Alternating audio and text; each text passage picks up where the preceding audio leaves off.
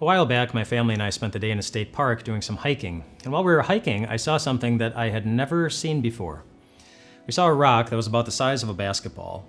And on the top of the rock, out of the middle of it, was a plant that was growing out of the rock, which looked really unusual. And the roots for the plant were underneath the rock.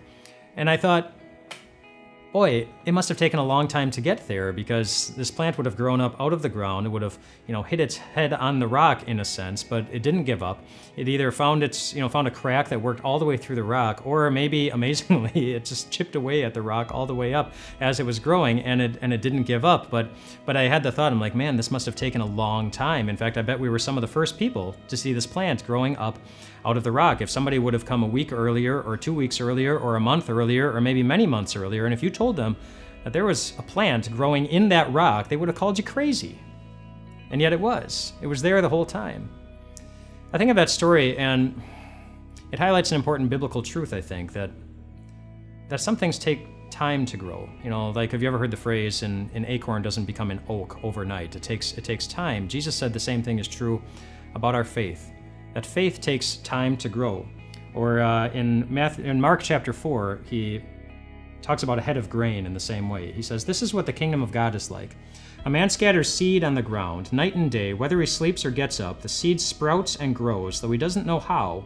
All by itself, the soil produces grain, first the stalk, then the head, then the full kernel in the head." In other words, there is progression, there's growth, and that growth doesn't happen quickly. And that's important to keep in mind in really two areas. Firstly, it's important to keep in mind when you're thinking about the faith of other Christians. Don't expect young kids or teenagers to act like grown adults all the time. Don't expect new Christians to always act like mature Christians. Don't expect mature Christians to always act like perfect Christians. Every Christian's faith needs to grow, and we need to be patient as it grows. Secondly, it's important to keep in mind when it comes to your faith. If you're like me, then sometimes you can get kind of frustrated with your faith.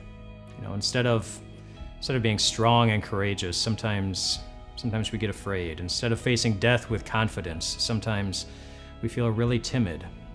And that's because our faith is never perfect either. It needs to grow, and you can be patient with yourself because Jesus is.